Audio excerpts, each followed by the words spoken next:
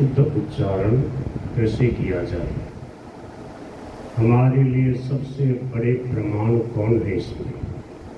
हम किन को आधार लेकर के गीता जी का शुद्ध उच्चारण पढ़ें, सीखें, सुने, समझें? गीता जी सीखने का हमारा उद्देश्य है परम कल्याण की प्राप्ति। युद्ध जैसी भीषण परिस्थिति में भी अर्जुन को भगवान श्री कृष्ण ने भगवत गीता का उपदेश देकर के उनको अपने कर्तव्य पथ की शिक्षा दी। कल्याण के विषय में अर्जुन ने प्रश्न किया था तो कल्याण के सभी साधन भगवान ने बताए। कर्म योग, ज्ञान योग, सबसे पहले सांख्य योग से शुरू किया, फिर कर्म योग का 6 अध्याय में वर्णन किया, फिर 6 अध्याय में भक्ति का, 6 अध्याय में ज्ञान योग का। कल्याण करने के लिए जितने प्रकार के साधन हैं, कल्याण के जितने उपाय हैं, उन सब का बड़ा सुंदर ढंग से विशद वर्णन भगवद गीता में भगवान श्री कृष्ण ने किया है। भगवद गीता का प्रचार प्रसार करने के लिए आज तक बहुत सारे ऋषि मुनि महापुरुष हो चुके हैं। उसमें हमारे श्री सेठ जी, श्री भाई जी और परम श्रद्धेय श्री स्वामी जी महाराज अप्रतिम अनुपम उदाहरण है। हमें गीता सीखनी है, हमें बालकों को गीता शुद्ध उच्चारण करके पढ़ानी है। उसके लिए हमारे पास में बहुत बड़ा ठोस आधार होना चाहिए। परम श्रद्धेय श्री स्वामी जी महाराज, स्वामी जी श्री राम सुखदास जी महाराज ने बचपन से गीता पढ़ी है। गीता की बहुत विस्तृत व्याख्या की है। बहुत गूढ़ रहस्यों को, भावों को संतों की वाणी से समझा। खुद भी त्याग, तपस्या, वैराग्य और भगवत परायण होकर के भगवद गीता जी के शरणागत होकर, गीता गायक के शरणागत होकर भगवान के भावों को समझने का प्रयास किया है और उनको खूब समझाया अपने व्याख्यान में, पुस्तकों के द्वारा, साधक संजीवनी के द्वारा, साधक संजीवनी परिशिष्ट और गीता प्रबोधनी के द्वारा। परंतु सबसे विशेष बात यह है कि गीता की व्याख्या करी गई है। महाराज जी कहते थे भगवान की वाणी भगवद गीता का शुद्ध उच्चारण करके पाठ करने की बड़ी भारी महिमा है। जो भगवद गीता का पाठ करता है भगवान श्री कृष्ण बड़े प्रसन्न होते हैं। इतनी महिमा है कि यत्र गीता विचारश्च पठनम पाठनम तथा मोदते तत्र भगवान कृष्णो राधिकयास्य। जहाँ गीता जी का पठन पाठन होता है, शुद्ध उच्चारण पूर्वक पाठ होता है, उसको समझाया जाता है, पढ़ा जाता है, उसकी चर्चा होती है, गीता के भावों का स्मरण मनन चिंतन होता है, वहाँ भगवान राधा कृष्ण बड़े प्रेम से विराजमान होकर गीता जी सुनते हैं। श्री प्रियाजू सुनती है कि देखो प्रियतम, देखो प्यारे, ये आपकी वाणी मानव मात्र के कल्याण के लिए आपने कितना विशेष और अनुग्रह किया है सबके ऊपर। मैं भी सुनती हूँ ये आपके लाडले प्यारे बालक बालिका आपकी वाणी का अनुशीलन करने के लिए प्रयास कर रहे हैं, जीवन में उतारने के लिए प्रयास कर रहे हैं। तो हमें शुद्ध गीता पढ़नी आनी चाहिए। शुद्ध गीता पढ़नी आए हमें और हमारे बालकों को, जो भी गीता पढ़ना चाहते हैं। तो शुद्ध उच्चारण के लिए सबसे बड़े प्रमाण है हमारे स्वामी जी महाराज, उनकी वाणी। हजारों लाखों लोगों ने स्वामी जी महाराज की जो कैसेट के द्वारा जो वाणी, जिसका सुबह 4 से 5 के बीच में जहाँ भी स्वामी जी महाराज विराजते वहाँ पाठ होता है। ऋषिकेश में खूब पाठ होता था, चातुर्मास में पाठ होता था, जहाँ भी जाते थे। हम बचपन में जब छोटे से थे 1991 में पहली बार स्वामी जी के दर्शन किए। चौथी कक्षा में पढ़ रहे थे। हमारे 9 अध्याय याद थे भगवद गीता के उस समय, और उसमें हमारी चलती थी। सेठ जी के गुरुकुल में हम पढ़े, श्री विष्णु ब्रह्मची आश्रम शुरू में। तो जब हमने स्वामी जी महाराज की पहली बार गीता सुनी और इतना बढ़िया माइक पे ऐसी गूंजती थी, इतनी मस्ती आती, इतना आनंद आता। हम नहाते धोते स्नान करके इसमें 4 से 5 बजे उसको सुन के इतना आनंद आता, इतनी शांति मिलती थी।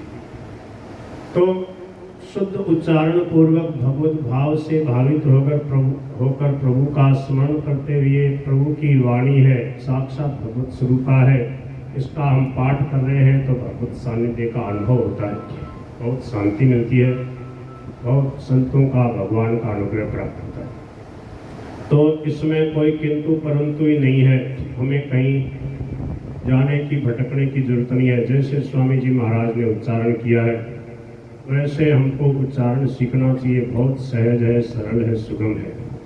उसके लिए अब गीता सेवा ऐप वाले जो महानुभाव उन्होंने बहुत बड़ी कृपा करके सब कुछ बताया है।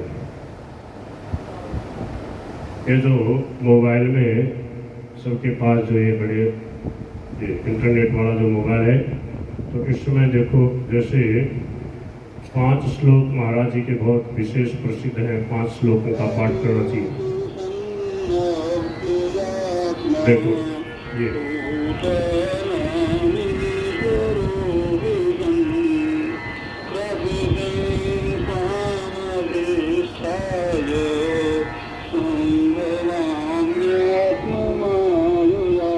इसी प्रकार से संपूर्ण भगवद गीता का स्वामी जी महाराज ने बड़े सुंदर स्वर से, बड़े सहजता से, धीरे धीरे गंभीरता पूर्वक और स्वर के साथ में पाठ किया है। उससे लाखों लोगों ने सीखा है। जैसे स्वामी जी महाराज ने उच्चारण किया है वैसे हमें उच्चारण करना है। अब आपको किसी को भी शंका हो, कुछ भी पूछना हो तो आप पूछिए, नहीं पूछ रहे तो फिर मैं अपनी तरफ से कुछ विशेष बात बताने का प्रयास करता हूँ। जैसे कई जगह मेरे को किसी ने पूछा, हाँ आप पूछिए। इधर आ जाओ, हरिओम। जो पूछ रहा है ना उसकी तरफ दिखाते जाओ। राधे राधे, नारायण नारायण, बोलिए। महाराज जी, साधन सामग्री तो काफ़ी मिल रही है जोधपुर वालों से। थोड़ा सा विचार ये आता है कि हम सब बहनें भी नई शुरू हुई है, 2-4 महीना में हुए हैं, तो हम लोगों को किस समझ के साथ में ये काम करना चाहिए, हमारा अप्रोच क्या होना चाहिए, कर्तव्य क्या होना चाहिए, थोड़ा सा उस बारे में बताएंगे तो उसका कोई रेडीमेड सिलेबस नहीं है। बहुत सुंदर। ये मैं आज सोच रहा था, मैं बहुत विचार भी कर रहा था इस बात पे कि हम गीता पढ़ा रहे हैं। गीता बाल संस्कार वाले जो जोधपुर वाले बहुत विशेष प्रयास है उनका, हम देखते रहते हैं छोटे छोटे बालकों को। कभी कभी पूरी गीता सामूहिक इतना सुंदर पाठ करते हैं छोटे छोटे बालक। तो इसके साथ में हमें क्या जोड़ना है, क्या करना है? हमारे जो बालक हैं केवल गीता का उच्चारण कर लिया, गीता पढ़ ली, गीता सीख ली, इतने तक सीमित न रहे। परम श्रद्धेय श्री स्वामी जी महाराज ने कहा कि बालकों का जीवन का निर्माण हो, उसके लिए बहुत विशेष उपाय बताए हैं। सेठ जी ने बहुत प्रयास किया है। गीता प्रेस के द्वारा सुंदर बाल साहित्य छपा है।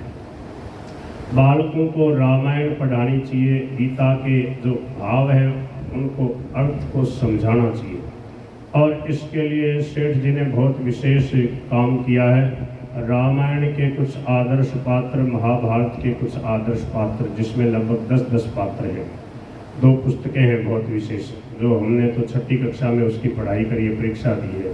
हमारी परीक्षा में चलती थी वो, स्कूल ब्रह्मचर्य आश्रम में, चुरू में, गुरुकुल में, स्वामी सेठ जी के गुरुकुल में जहाँ पढ़े। तो उससे पता लगेगा हमारे महापुरुष कैसे हो गए, इतिहास कैसा है और कैसे हमारा कर्तव्य है माता पिता भाई बहन आदि के प्रति। और ये मेरे मन में बहुत आती है, जब कहीं भी जाते हैं तो गीता जी हम पढ़ते देखते हैं बच्चों को, पर जीवन निर्माण नहीं है।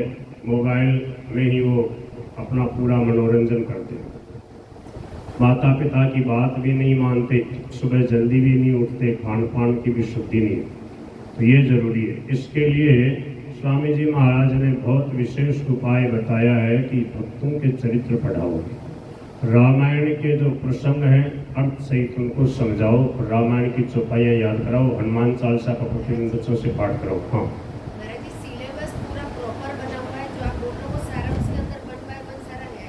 तो वो क्वेश्चन नहीं कि क्या पढ़ाना है, कैसे पढ़ाना है, मेरा सवाल वो नहीं है। मेरा सवाल ये है कि हम लोग सब माताएं बहनें घरों से जुड़ी, अभी हम लोगों ने शुरू किया 2-3 महीने से, कुछ तो अभी इसी महीने से शुरू। तो हम लोग एज ए टीचर हमारे क्या कर्तव्य होने चाहिए, क्या समझ होनी चाहिए, हम किस बात को किस तरह से समझ करके हमें ये भगीरथ कार्य मिला, तो हमारी समझ कैसे तैयार हो, इस बारे में मेरा महापुरुषों की वाणी ही आधार है दीदी। महापुरुषों ने जो समझाया है, इसके लिए जितना आप सेठ जी, स्वामी जी, भाई जी इनकी वाणी पढ़ पाएंगी, सुन पाएंगी, उतना ही अपने आप आपकी पहुंच आगे बढ़ती जाएगी। आपके जीवन में सब प्रकार से गहराई आती जाएगी, व्यवहार और परमार्थ की। महापुरुष जो रास्ता दिखाते हैं, जो बताते हैं, वही हमारे लिए आधार होता है। हम तो यही करते हैं, जो हम खुद करते हैं वही बताएंगे। हम कुछ अलग करें, आपको कुछ अलग बताएं, ऐसा तो है नहीं। महापुरुषों की वाणी गूंजती रहे, उसको पढ़ते रहे, सुनते रहे, सब कुछ है। अभी हमने कुछ पढ़ाई नहीं है ऐसा समझो। तत्व विवेचनी पढ़ो, तत्व चिंतामणि पढ़ो, साधक संजीवनी एक बार पढ़ो, फिर आपको कोई शंका नहीं रहेगी। आप शंकाओं की समाधान करने वाले बन जाओगे। इस साधक संजीवनी ऐसी है, एक बार मन लगा के उसको गहराई से पढ़ लो, फिर आपको भीतर में जीवन में कभी संतोष होगा नहीं। आपको खुद को अच्छी अच्छी युक्तियाँ आने लगेंगी कि किस प्रकार से कैसे बच्चों को समझाना, कैसे पढ़ाना, कैसे आगे बढ़ाना। महाराज जी कहते थे, स्वामी जी महाराज का वाक्य, जो कोई भी किसी भी काम में तत्परता से, रुचि पूर्वक, परिश्रम पूर्वक पूरा समय ढंग से लगाता है, वो उसमें अवश्य तेज हो जाएगा, उसमें आगे बढ़ जाएगा। स्वामी जी महाराज का वाक्य है, जो विद्यार्थी अवस्था में विद्यार्थी तेज होगा, वो आचार्य और अध्यापक भी श्रेष्ठ बनेगा, तेज बनेगा। सबसे विशेष बात है हमारा जीवन का लक्ष्य क्या हो। जीवन का लक्ष्य है भगवान को रिझाना, भगवान का प्रेम प्राप्त करना। गीता जी का जो लक्ष्य है, मोह नष्ट होकर पूर्ण निष्काम भाव जागृत हो जाए, भगवान की अखंड स्मृति बनी रहे, ये हमारे जीवन का लक्ष्य है। तो भगवान ने स्वयं जिम्मेवारी ली है कि तेषाम सतत युक्ता नाम भजताम प्रीतिपूर्वकम ददामि बुद्धि योगम तम येन मामुपयान्ति। जो मेरे में चित्त लगाकर मेरे लिए ही जीवन धारण करने वाले, मेरे लिए प्राणों को अर्पण करने वाले, मेरे तत्वगुण प्रभाव रहस्य को जनाते हुए, उसका कथन करते हुए उसी में रमण करते हैं, उसी में संतुष्ट होते हैं, और अनन्य भाव से मेरे भजन में लगे हुए भक्तों को मैं वह बुद्धि योग देता हूँ, अर्थात वह समता प्रदान करता हूँ, जिससे उनको मेरी प्राप्ति हो जाती है। उनके अज्ञान जन्य अंधकार को ज्ञान रूपी देदीप्यमान दीपक से मैं दूर कर देता हूँ, उनको तत्व ज्ञान का अनुभव करा देता हूँ। ये भगवान जिम्मेवारी ले रहे। भगवान कह रहे, मत चित्त सर्व दुर्गाणी मत प्रसादात परिशिष्ट। एक बात का ख्याल विशेष रखना है कि अपने वर्तमान जीवन में कैसे भी संतोष नहीं करना है। धन को लेकर संतोष करे, घर परिवार जैसा मिल गया उसको लेकर संतोष करे, भोजन जैसा मिल गया उसको लेकर संतोष करे, पर स्वाध्याय में, भगवान के भजन में और दान देने में कभी संतोष न करेंगे। स्वामी जी महाराज बार बार इस श्लोक बोलते थे, इसलिए तो स्वामी जी महाराज इतने आगे बढ़ गए, क्योंकि उन्होंने कभी संतोष नहीं किया। 3 टीका गीता की लिखा दी, फिर भी बोले अभी भी संतोष नहीं है, अभी भी मन में है कि 4थी टीका और लिखना। इतने विलक्षण नए नए भाव जागृत होते ही गए। तो हमारा जीवन का लक्ष्य है परम शांति, परम प्रेम और भगवान की हरदम प्रसन्नता। भगवान किस बात से प्रसन्न होते हैं, भगवान जिस बात से प्रसन्न होते हैं, हमारा कैसा सौभाग्य है, उस बात में, उस काम में लगे हुए हैं। भगवान किस बात से प्रसन्न होते हैं, भगवान को कौन प्यारा लगता है। भगवान श्री कृष्ण भगवद गीता में कह रहे हैं, 18वें अध्याय का 68वां श्लोक, 69वां श्लोक, किसी को याद हो तो बोलो। जिसको लेकर के गीता प्रेस की स्थापना हुई, जिन 2 श्लोकों को लेकर शेठ जी इतने प्रभावित हुए कि बताओ भगवान इतने राजी हो जाएंगे, गीता का जो प्रचार करेगा, गीता जी को जो समझ करके उसके अनुसार जीवन बना के और भगवान से प्रेम करके गीता का जो भगवान के भक्तों में प्रचार करेगा, भगवान कहते हैं उसके जैसा मेरा प्रिय न कोई है न होगा, कोई से में भी नहीं होगा, इतना दावा कर रहे। तो अब अपने तो ये काम करना।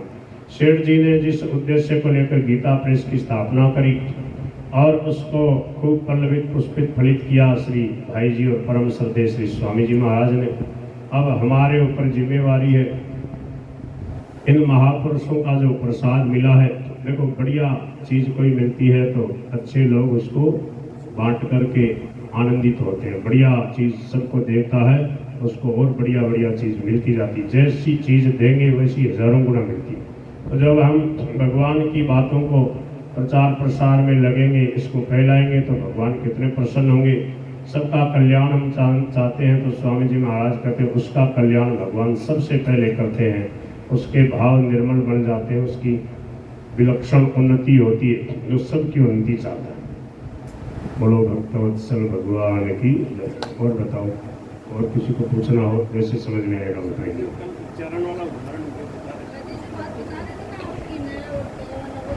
हाँ, अब जैसे नए और तय के ऊपर जो संदेह है आपको, जैसे कोई श्लोक बोलो, माम इच्छाप्तुम धनंजय, कहाँ का श्लोक है? अतः चित्तम समाधातुम न शक्नोषि मयि स्थिरम् अभ्यास योगेन ततो माम इच्छाप्तुम धनंजय। 12वें अध्याय का 9वां श्लोक है। अथ चित्तम समाधातुम न शक्नोषि मयि स्थिरम्। आप अगर मेरे में चित्त को अच्छी तरह से लगाने में समर्थ नहीं पाते हो तो अथ चित्तम समाधातुम न शक्नोषि मयि स्थिरम् अभ्यास योगेन ततो तो फिर अभ्यास योग के द्वारा तुम मेरी प्राप्ति की इच्छा करो। मामिच्छ आप्तुम, यहाँ आप्तुम है, मकार है, मूर्णस्वार है, व्याकरण का सूत्र है पाणिनि जी का। जो अनुस्वार होता है, ऊपर जो बिंदु होती है वो मकार से बढ़ती है। मह अनुस्वार है, मत्स्य अनुस्वार है, मौनुस्वार है। और दूसरा नियम ये है, ये तो सीधा हो गया, मकार का अनुस्वार बनता है इसके, इसलिए सबसे विशेष महाराज जी ने सब जगह अनुस्वार का उच्चारण आधे मैं की तरह किया है। महाराज जी की वाणी में देख लो। पर इसमें क्या है कि वा पदांत से आगे एक सूत्र है, पद के अंत में विकल्प से होता है। मकार को अनुस्वार भी होगा और अनुस्वार से यही परसवर्ण हो जाएगा। परसवर्ण का मतलब अंतिम पंचम वर्ण जो है, प्रत्येक वर्ग का पंचम वर्ण,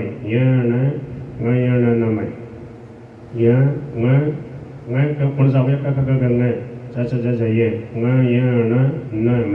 ये पंचम वर्ण हो गए जो नासिका से उच्चारण होते हैं।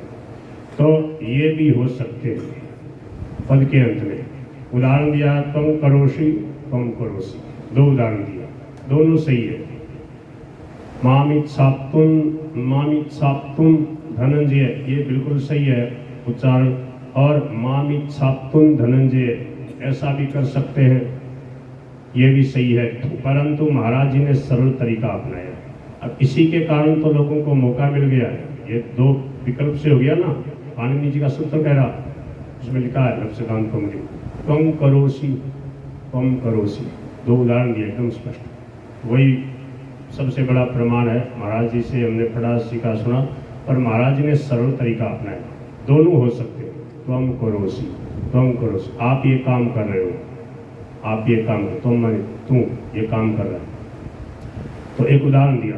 तो त्वं करोषि कहना भी, त्वं तो जब उसको ऊपर वो हो गया मौनुस्वार है, मांतस्य पदस्य अनुस्वार हो हलि, हरिम बंदे, तो जब उसको लिखेंगे तो जो मकार है वो ऊपर चला जाएगा हल वर्ण को देखकर, व्यंजन वर्ण को देखकर। अगर सामने अच है तो उसमें मिल जाएगा अकार, मकार जो है ना वो ए या आ होगा तो उसमें मिल जाएगा, में पूरा हो जाएगा। जैसे ये त्वाक्षर मणिर्देश्यम, ऐसे था अव्यक्तासक्त चेतसा, ये त्वक्षरम निर्देश्यम अव्यक्तम पर्युपासते, अव्यक्तम अव्यक्तम, अव्यक्त की जो उपासना करते हैं। इधर मैं आधा था, परंतु संस्कृत का नियम है अचहीनम परेण संयोजम, अच से जो हीन है उसको परेण संयोजम आगे वाले से जोड़ देना चाहिए, तो जोड़ करके ही बोला जाएगा। उसको अगर बीच में से तोड़ के उच्चारण करते हो तो अशुद्ध माना जाएगा। अर्थ करने के लिए उसको अलग करके समझाया जा सकता है पदच्छेद करके, और जब पाठ करेंगे, उच्चारण करेंगे तो जैसे लिखा वैसे ही शुद्ध है। वैसा ही स्वामी जी महाराज ने किया। जैसे उस दिन वो जो छोटी बच्ची उच्चारण कर रही थी, तो वो क्या कर रही, ये त्वक्षरम निर्देश्यम, अव्यक्तम पर्युपासते, ऐसे नहीं करना। ये त्वक्षरमणिर्देश्य, 8 अक्षर यहाँ हो गए, यहाँ रुक जाओ। फिर जैसा लिखा वैसा ही मैं को पूरा बोलो, मैं को इधर तोड़ो मत, उधर ऐ मत बोलो। ये है महाराज जी की शैली, सहज सरल। ये त्वक्षरमणिर्देश्य अव्यक्तम पर्युपासते, इस प्रकार से बोलो। जैसे 5वां श्लोक है 12वें अध्याय का। क्लेशोधिकतरस्तेषा, अब उसने क्या बोला? क्लेशोधिकतरस्तेषाम् अव्यक्ता, बिल्कुल गलत है। पाठ करते इसमें बिल्कुल खंडित नहीं करना, जैसे लिखा है वैसे ही बोलना, शुद्ध माना जाएगा। स्वामी जी महाराज ने जैसे उच्चारण किया है हमारे लिए सबसे बड़ी प्रमाण है, स्वामी जी महाराज और उनकी वाणी। ठीक है, हमें वैसे ही उच्चारण करना, वैसे ही सीखना, वैसे ही पाठ करना, वैसे ही सिखाना है, इसमें कोई संदेह नहीं है। क्लेशोधिकतरस्तेषामव्यक्ता सप्तचेतसाम्, आगे अव्यक्ता हि गतिर्दुःखम् देहवद्भिरवाप्यते। अब आगे देह है, विकार है, तो हो वो जो वापदांत से विकल्प से हो सकता, अब ये उनको मौका मिल गया तो उसको क्या करेंगे, वो उच्चारण करते हैं यहाँ नकार का, गलत नहीं है, परंतु महाराज जी ने सरल शैली अपनाई है। मकार का भी उच्चारण है और पकार का भी। ज़्यादातर लोगों ने मकार का ही उच्चारण किया, इसको अनुस्वार को, अनुस्वार माने ऊपर जो बिंदु होती है, ऐसे उच्चारण किया। क्लेशोधिकतरस्तेषामव्यक्ता सप्तचेतसम् अव्यक्ता हि गतिर्दुःखम्। देखो स्पष्ट मकार की ध्वनि आ रही ना, सुंदर भी लगती है, बढ़िया भाव भी लगता है। और जो महाराज जी ने कहा है फिर हमें सोचने की जरूरत नहीं। अव्यक्ता हि गतिर्दुःखम् देहवद्भिरवाप्यते। अब देखो कैसे उच्चारण करा उसका, इसमें भी कई अटक जाते हैं, पता नहीं कैसे उच्चारण। देहवद्भिर, रे को पूरा नहीं बोलते तो गड़बड़ हो जाएगा, रे पूरा है, रे में ए मिला हुआ है। देहवद्भिरवाप्यते, आप कोई बोलो कैसे बोलते हो इसको? 5वां श्लोक बोलो कोई। क्लेशो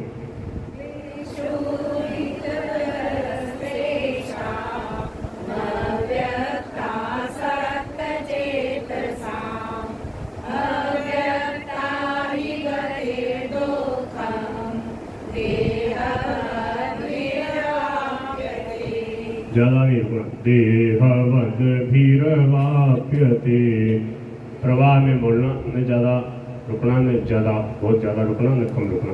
अच्छा, ततः कुर्वेतात्मवान्, ये कौन सा श्लोक है, इसको बोलो तो पता लगेगा। देहवद्भि, आधा ही बोल रहा हूँ, देहवद्भि, आधा भी है पर देहवद् ऐसे तो नहीं। देहवद्भिरवाप्यते, देहवद्भिरवाप्यते, ठीक है, देहवद्भिरवाप्यते। हाँ, ज़्यादा जोर नहीं देना, ठीक है। 11वां श्लोक बोलो।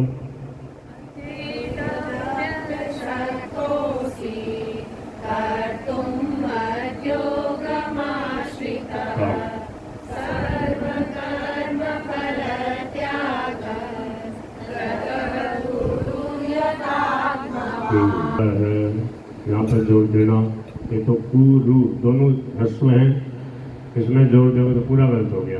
देखो कैसे बोलोगे।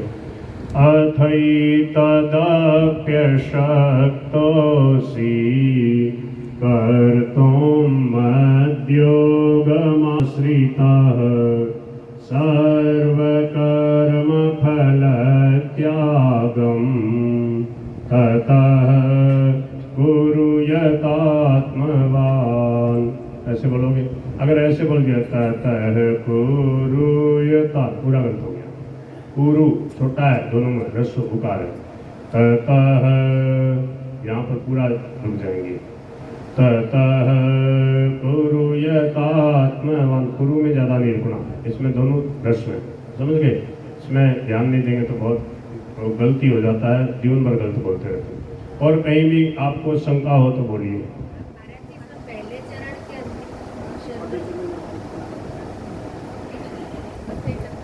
इतना कह रही थी, जैसे मैं ऑनलाइन सीख रही हूँ गीता जी, तो उसमें जो ये है ना ततः कुरु यथात्मवान, ततः है की आवाज़ नहीं करके, जैसे आप ये कहे ना हाँ। तो ख की आवाज़ बोलते हैं, जैसे श्वास छोड़ते हैं ख, पूरा भी नहीं आना चाहिए। जैसे मैं पढ़ रही हूँ सर्व कर्म फल त्यागन, और एक ये जो ऊपर अनुस्वार है उसकी आवाज़ के लिए भी बोले कि आगे का अक्षर देखना है तो उसका लास्ट अक्षर आवाज़ आएगी अनुस्वार की। नहीं, यही तो समझा रहा हूँ, दोनों दोनों चीज़ है, केवल लास्ट अक्षर ही नहीं है, उसको मकार का उच्चारण भी कर सकते हैं और लास्ट वा पदांत से बिल्कुल स्पष्ट है। पाणिनि व्याकरण का सूत्र है वा पदांत से त्वं करोसि त्वं करोसि, दोनों हो गए दो उदाहरण, त्वं करोसि त्वं करोसि। तो इसमें पंचम वर्ण जो है ना, पंचम वर्ण है, और वही सही, ऐसा नहीं है। मकार का उच्चारण जो उसमें कर रहे हैं ना स्वामी जी महाराज, वो भी बिल्कुल सही है, दोनों सही है। बिल्कुल सही और है। एक ये जैसे पर वो ज़्यादा परफेक्ट है, जो महाराज जी ने जो किया ना वो सहज सरल है सबके लिए, उसमें कोई दिमाग नहीं लगाना पड़ वो रहा। हम तो प्रैक्टिस करते तो हाँ, मुंह हाँ। से निकल जाता है। हाँ। एक ये ततक, इसमें जैसे ततक नहीं नहीं, है कहाँ इसमें, किसने बताया? बोले ये कह है ना जैसे, नहीं नहीं नहीं, बिल्कुल तो नहीं, इसलिए नहीं बिल्कुल नहीं। और जैसा विसर्ग जो है वो आधे उच्चारण के समान उसका होगा, आधे है के समान एक विसर्ग का है, उच्चारण। आधा है नहीं नहीं, बिल्कुल नहीं, और एक फै भी बताते हैं। नहीं नहीं नहीं, वो बिल्कुल है ही नहीं, वो वेद की व्याकरण अलग है, वेद वालों ने बहका दिया होगा। वेद का अलग नियम है, ये लौकिक संस्कृत है, इसका अलग नियम है। ये मध्योग है, इसमें तय और ये है हाँ मध्योग है। हाँ आपको तय और ये पूरा हाँ जी, है कि बिल्कुल गंद भी नहीं है। कर तुम मध्योग बोलते हैं, बिल्कुल गलत है। कर तुम मध्योग माश्रित है, कर तुम मध्य और ये मिला हुआ, जैसे विद्या बोलो, विद्या ऐसे ही बोलना। कर तुम मध्योग माश्रित है कहाँ इसमें, है कि गंद भी नहीं है। द और यह है, द के अंदर यह मिला हुआ, लगता है ध जैसा, पर अलग ही लिखा हुआ, ध जैसा लगता है पर अलग लिखावट अलग है कि नहीं इसकी। कर तुम मध्योग माश्रित है, और बोलिए। और एक का संयोग हो जगह है 4 बजे, हाँ वही वही बिल्कुल 50 जगह तो है। इसमें है आवृत्ति, नहीं इसमें है ना, ये जो गीता सेवा ऐप है ना उसमें नहीं मिलेगा, ये गीता सेवा ऐप में मिलेगा। देखो जो गीता पाठ वाला, देखो ये समझ लो आप, ये जो गीता सेवा ऐप है इसमें जो ऑडियो वाला ऑप्शन है, इस ऑडियो वाले ऑप्शन में ये देखो ऐसे करो, गीता पाठ आया, ये गीता पाठ ऊपर लिखा है गीता पाठ स्वामी जी महाराज, फिर गीता पाठ बजरंग जी, फिर गीता पाठ आवृत्ति स्वामी जी, ये है, ये है। और जो प्लस करके देखेंगे तो मालूम ये गीता पाठ आवृत्ति स्वामी जी महाराज, ठीक है। और देखो ये चौथा अध्याय है, जैसे समझ गए। गीता सेवा ऐप में ऑडियो वाले ऑप्शन में, गीता पाठ वाले ऑप्शन में तीसरा पॉइंट में ये देखो महाराज जी आगे आगे बोलते हैं, लोग पीछे पीछे।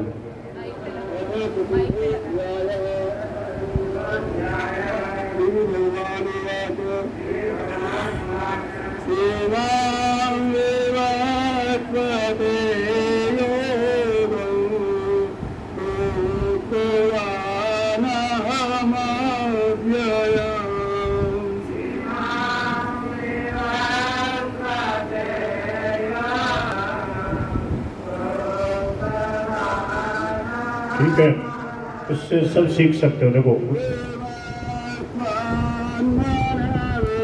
महाराज जी आगे आगे एक एक पंक्ति बोल रहे हैं, पीछे भगत लोग बोल रहे हैं उच्चारण करने वाले, तो ये बहुत बढ़िया तरीका है, इससे सब सीख सकते हो। गीता सेवा ऐप सबके पास में है, घर घर में है, मतलब ये गीता सेवा ऐप डाउनलोड कर लो ऑडियो वाले ऑप्शन में, गीता रामायण भागवत सब ऐसे। ये दो तरीके से ही पढ़ सकते हैं।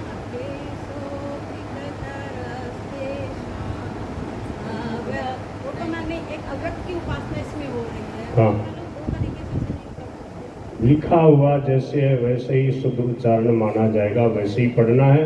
अर्थ समझने के लिए अलग अलग तोड़ के खंड से है, उसको पदच्छेद करके कैसे भी आप समझो, अन्वय पदच्छेद, और उच्चारण वैसे ही करना जैसे लिखा है, जैसे मैंने बताया। अगर वैसे बाई चांस जैसे कई उच्चारण वैसे किए हुए हैं, तो वो क्या नहीं किया, एक जगह भी स्वामी जी ने नहीं किया, जैसा लिखा वैसे ही किया, गलती है ये स्पष्ट गलती है। जैसा लिखा है वैसा ही उच्चारण करो, अर्थ समझने के लिए, क्योंकि वैसी परंपरा डाल दोगे पर लोग वैसे ही करेंगे, बीच बीच में फिर तोड़ते रहेंगे।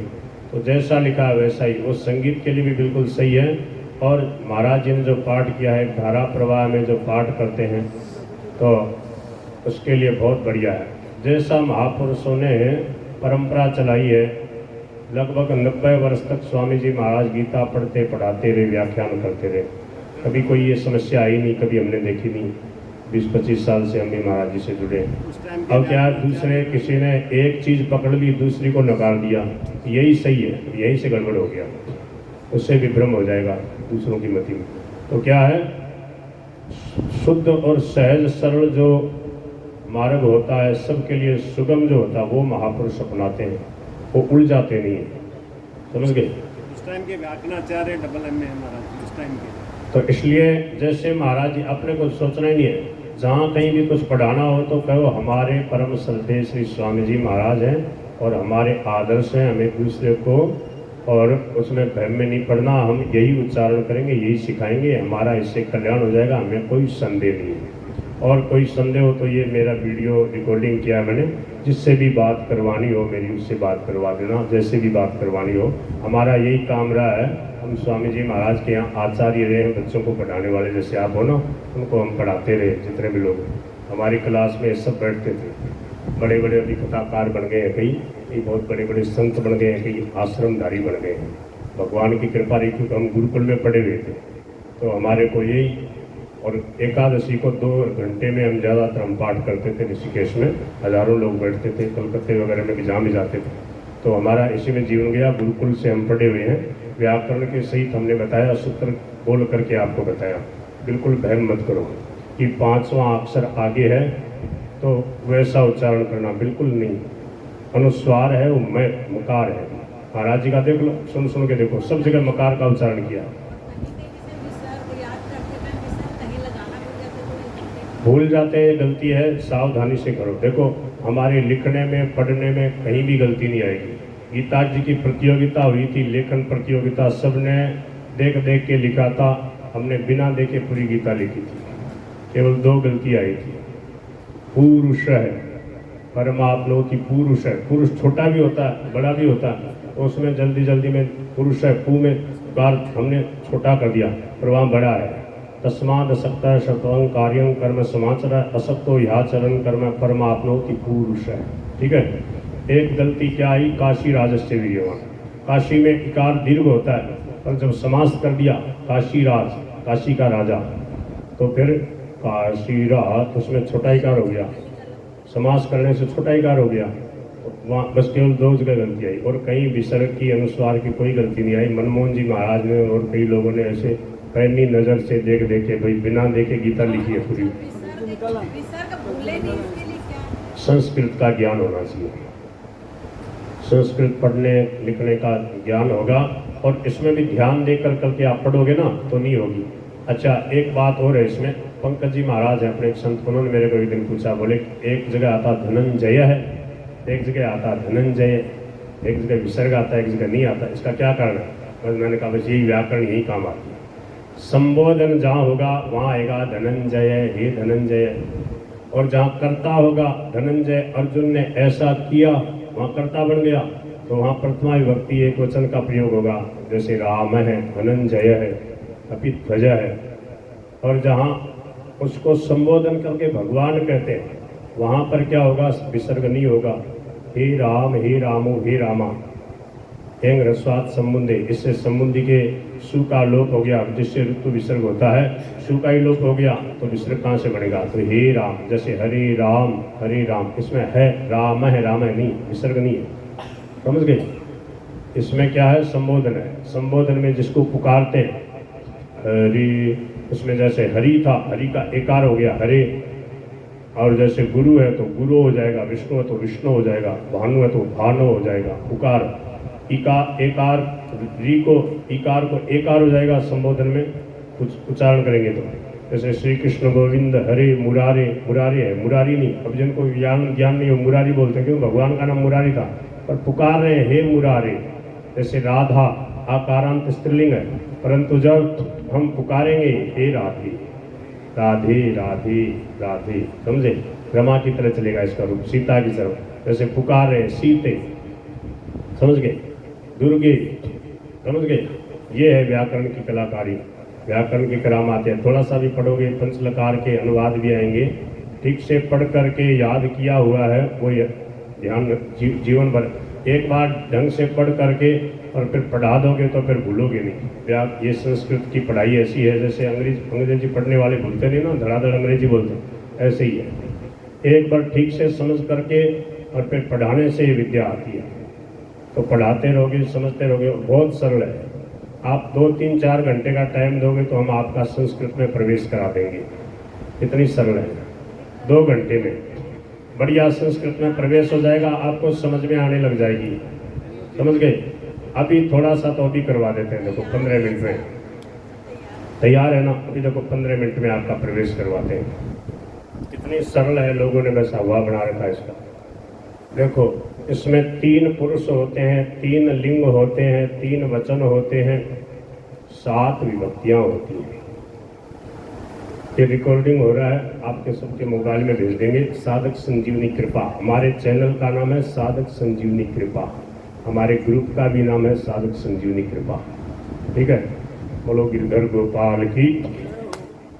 जैसे राम है, रामो रामः, ये है शब्द रूप। यहाँ से राम नाम से संस्कृत की पढ़ाई शुरू होती है। राम है, रामो रामः। इसी प्रकार इतनी सरलता है संस्कृत में, ये शब्द रूप और धातु रूप होता है। क्रियापद को धातु रूप कहेंगे, संज्ञा सर्वनाम विशेषण आदि जो होंगे उनको क्या कहेंगे, उनको शब्द रूप कहेंगे। उनकी 7 विभक्तियां चलेंगी और जो क्रियापद होंगे उनके लकार चलेंगे, 10 लकार होते हैं। दोनों में 3-3 वचन होंगे, एक वचन, द्विवचन, बहुवचन। 3 पुरुष होंगे, प्रथम पुरुष, मध्यम पुरुष, उत्तम पुरुष। बस एक बार इसको दिमाग में बैठाना पड़ता है। कर्ता के अनुसार क्रिया चलेगी। कर्ता जो है वो स्वतंत्र होता है। कर्ता का मतलब क्रिया का करने वाला, उसको कर्ता कहेंगे। जो काम कर रहा होगा तो उसको कर्म कहेंगे। एक तो जो शास्त्र की भाषा में कर्म अलग है, व्याकरण की भाषा में कर्म का मतलब कर्तुरीप्सिततमम कर्म है। क्रियायाम स्वातंत्र्येण विवक्षितोर्थ है कर्ता सा, जो कर्ता करने में समर्थ है, स्वतंत्र है कर्ता, ठीक है। तो सूत्र नहीं बोलेंगे, सीधा सीधा आपको समझाते हैं। कोई भी काम हम करते हैं तो उस काम को करने वाला कोई होता है, वो कर्ता हो गया। वो जो काम करता है उसमें कुछ क्रिया होती है, वो हो गई क्रिया, और जो काम करता है वो कर्म हो गया। इतना समझना, यहाँ से शुरुआत होती है। अब इसमें शब्द रूप, धातु रूप, लिंग, वचन सब आपको समझ में आएगा, आपका प्रवेश हो जाएगा, ठीक है। जैसे राम वन जाता है, राम है वनम गच्छति। राम भोजन करता है, राम है भोजनम करोति। राम पुस्तक पढ़ता है, राम है पुस्तकम पठति। राम है लेखम लिखति। एक वचन है, राम है एक वचन है तो उधर क्रिया भी एक वचन की रहेगी। जैसे तेषाम अहम समुद्धरता, उन भक्तों का मैं उद्धार करने वाला होता हूँ। अब यहाँ आपको पुरुष समझ में आएगा, मैं उद्धार करने वाला होता हूँ। भवामी, भवामी माने मैं, अहम के साथ उत्तम पुरुष की क्रिया बन जाएगी। बीच में है मध्यम पुरुष, तुम ऐसा करो, ये मध्यम पुरुष हो गया। वह ऐसा करता है, ये प्रथम पुरुष हो गया। ये तो समझते हो ना, वह तुम मैं, ये हो गया। इसी को लेकर लकार चलेंगे, धातु रूप जो है 10 लकार चलेंगे। 10 लकार का मतलब है उसमें जो तीनों काल है उनका वर्णन किया है। जैसे प्रेजेंट, पास्ट, फ्यूचर होता है अंग्रेजी में, वैसे ही उसके लिए लकार है। उसके लिए जैसे वर्तमान है लट, वर्तमान में लट लकार का प्रयोग आ गया। जैसे वह भोजन करता है, स भोजनम करोति। वह भोजन करता था, स भोजनम अकरोत। वह भोजन करेगा, स भोजनम करिष्यति। हो गया तीनों काल। कर्ता वही रहेगा, कर्म वही रहेगा, केवल क्रिया बदल जाएगी और बहुत सहज सरल है। तो इसके लिए अब आपको समझ में आ रहा है, सह तौ ते, ये प्रथम पुरुष हो गया। वह, वे दोनों, वे सब, इसमें 3 होते हैं। वह वे दोनों भोजन करते हैं वे सब, वह गीता पढ़ता है सह गीताम पढ़ती, वे दोनों गीता पढ़ते हैं तौ गीताम पढ़ता है, वे सब गीता पढ़ते हैं ते गीताम पठन्ति। ते जैसे राम के कहीं भी आएगा सह तो ते वही रहेंगे, गीता हो रामायण हो भागवत हो कहीं भी हो, इनको आपने दिमाग में बैठा लिया तो आपको गीता का अर्थ पढ़ते पढ़ते समझ में आने लगेगा।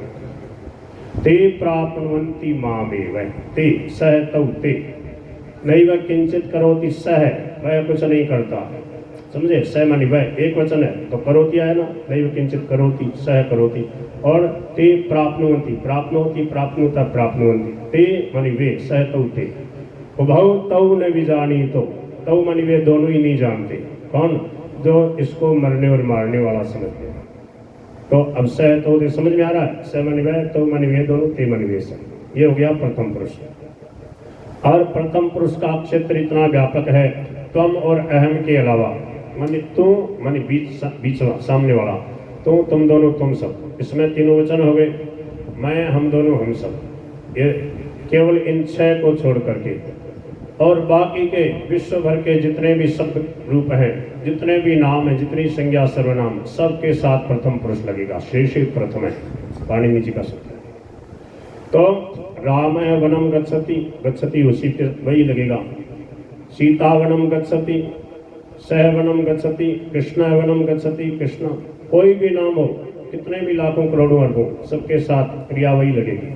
केवल कहाँ बदलाव होगा, तू बन जाता है, तू पुस्तक पढ़ता, तुम पुस्तकम पठसी, यहाँ पर तो ये क्रिया बदल गई, मैं पुस्तक पढ़ता हूँ, अहम पुस्तकम पठामी, उत्तम पुरुष के साथ उत्तम पुरुष की क्रिया, मध्यम पुरुष के साथ मध्यम पुरुष की क्रिया, प्रथम पुरुष के साथ प्रथम पुरुष की क्रिया, एक वचन है तो एक वचन की क्रिया, द्विवचन है तो द्विवचन की बहुवचन है, बस इतनी सी बात है। अब आपको एक छोटी सी पुस्तक की मैं बता रहा हूँ, सूचना दे रहा हूँ, रचनानुवाद कौमुदी प्रारंभिक, उसको आप लिख लीजिए, रचनानुवाद कौमुदी, प्रारंभिक रचनानुवाद कौमुदी, जिसमें इस प्रकार से 30 अभ्यास दिए हैं, और फिर है रचनानुवाद कौमुदी जिसमें 60 अभ्यास हैं, जिसको इसमें व्याकरण को इन जो मैं आपको उदाहरण दे रहा हूँ विस्तार से 15-15, 20-20, 25 प्रश्नोत्तर वगैरह भी एक वचन द्विवचन में बदलो ऐसे करके उसमें समझाया, वो हमने कई बार पढ़ाई है। तो रचनानुवाद कौमुदी इसका पुस्तक का नाम, ठीक है। समझ में कुछ आ रहा है क्या आपको? पुख्ता तो नहीं रहे, बोल तो नहीं लग रहे? पुस्तक कहीं भी मिल जाएगी, जहाँ पुस्तकें मिलती हैं बच्चों के पढ़ने वगैरह की, नहीं लिख पा रहे हो पुस्तक का नाम? रचनानुवाद, रचनानुवाद कौमुदी, कौमुदी मानी चांदनी। इसके 3 रूप हैं, एक पहले है प्रारंभिक रचनानुवाद कौमुदी, तो इसको अब मैंने आपको इतना समझा दिया, आप इसको देखते देखते समझ सकते हो, पढ़ सकते हो। प्रारंभिक रचनानुवाद कौमुदी, देखो महाराज जी कहते थे याद ऐसा करो कि बिना पुस्तक देके पढ़ा सको। महाराज जी ने ऐसी पढ़ाई करी है, हम पढ़ाते रहते थे महाराज जी के पास विद्यार्थियों को, हमारा पढ़ाते पढ़ाते दिमाग में वो बात याद रहती है, जीवन भर भूलते नहीं उसको, और आँख मीच के पढ़ा सकते हैं कई घंटों तक, आप बस बैठे रहो, रुचि से पढ़ते रहो, याद करते रहो। रचनानुवाद कौमुदी, ठीक है। और फिर आगे एक है प्रौढ़ रचनानुवाद, वो तो बाद की बात है। एक है अनुवाद चंद्रिका, दूसरी पुस्तक है अनुवाद चंद्रिका, और ये संस्कृत भारती वाले भी बहुत अच्छा प्रयास कर रहे हैं। संस्कृत भारती नाम से आप YouTube पे सैकड़ों वीडियो खूब लोग समझा रहे हैं, खूब इसके ऊपर बहुत प्रेम से समझा रहे हैं। थोड़ा सा भी कुछ दिन आप अभ्यास करोगे, आपके संस्कृत समझ में आ जाएगी, बढ़िया प्रवेश हो जाएगा, और गीता रामायण भागवत वगैरह सब आप बढ़िया समझने लग जाओगे। राधे राधे।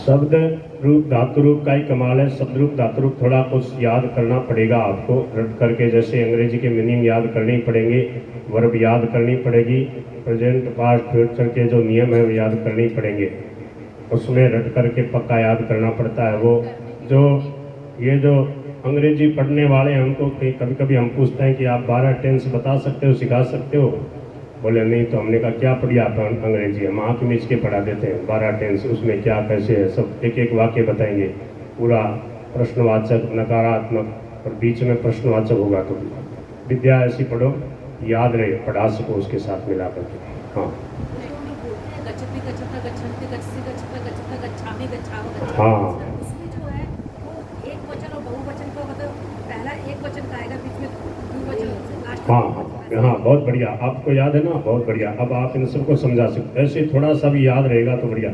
गच्छति गच्छतः गच्छन्ति प्रथम पुरुष हुआ, गच्छसि गच्छतः गच्छतः मध्यम पुरुष हुआ, गच्छामि गच्छावः गच्छामि उत्तम पुरुष हुआ। अब देखो सरलता से समझो, मैं ये इसका नाम क्या है? शांतम भवन।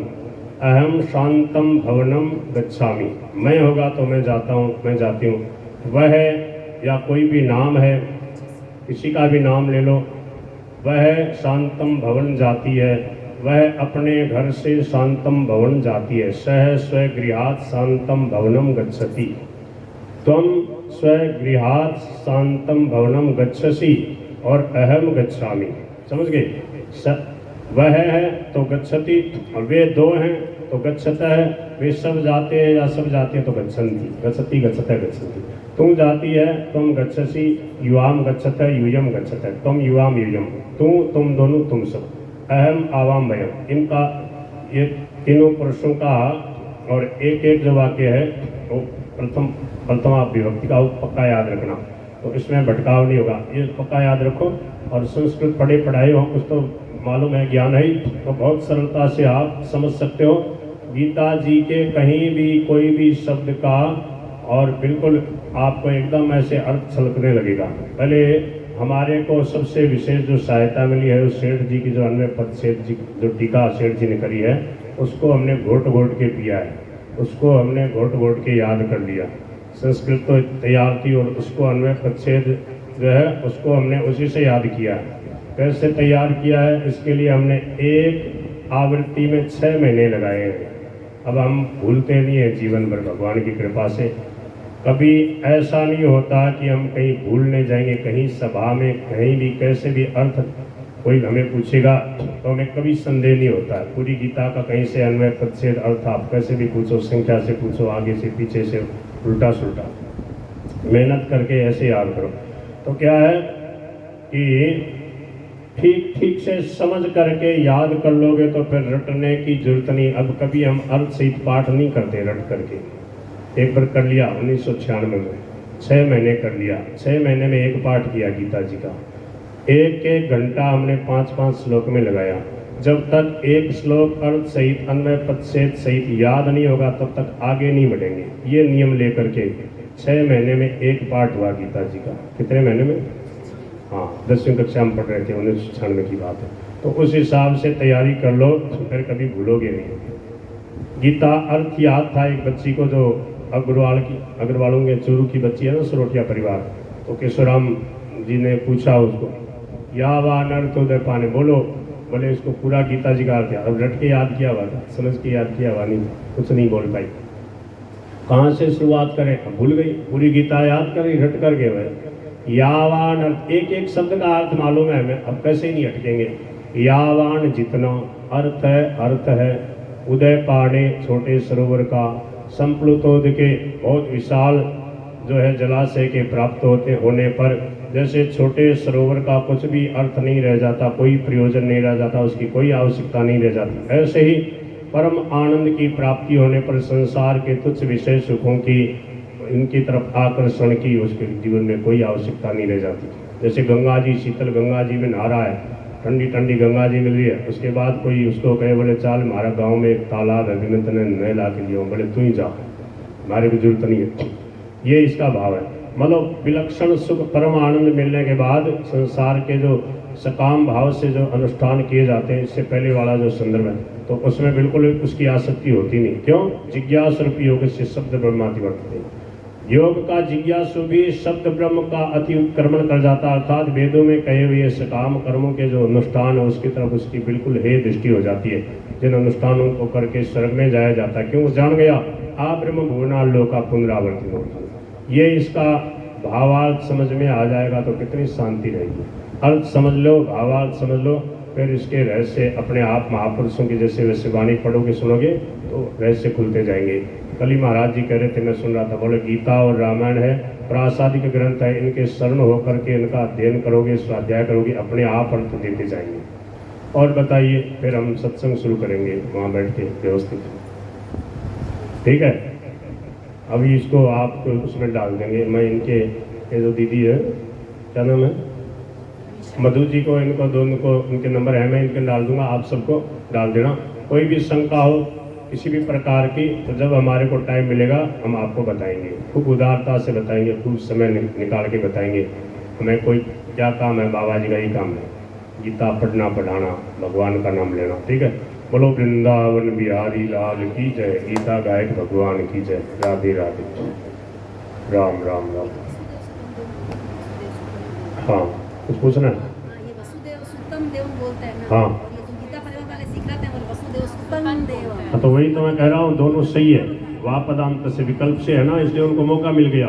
वसुदेव सुतम देवम, वापदांत से त्वम करोसि, दोनों उदाहरण, इसलिए तो उनको मौका मिल गया। वहाँ लिखा है व्याकरण में कि अंतिम जो है ना उसके सामने वाला है, क्या बोले आप, वसुदेव वसुतम, नहीं होगा, ऐसा नहीं कह सकते, विकल्प से है, मैं बिल्कुल सही है। वसुदेव वसुतम देवम जो बोल रहे हैं बिल्कुल सही है, महाराज जी ने ऐसे ही उच्चारण किया, सरल तरीका महाराज जी ने अपनाया, ये सरल तरीका है, सब सहजता से उसका उच्चारण। मैं जो है थोड़ा अटपटा सा लगता ना लगी तो उसकी जरूरत नहीं है, जो सरल तरीका संतों ने अपनाया वही उच्चारण करना चाहिए, ठीक है।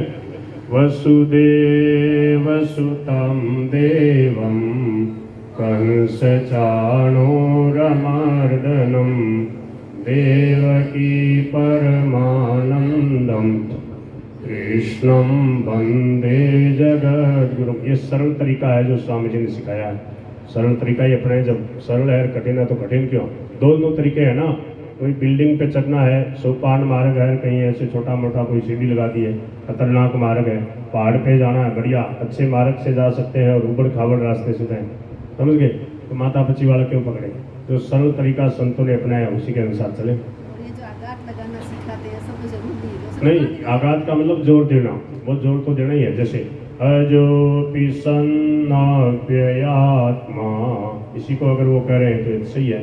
आघात लगाना का मतलब जोर देकर बोलना, तो यहाँ तो जोर देकर बोलना ही पड़ेगा। अजोपि सन्न, दो नकार है ना, तो वहाँ रुकना, फिर आगे जहाँ मिला हुआ वर्ण होगा वहाँ पर भी रुकना। सन्न व्यय, वय मिला हुआ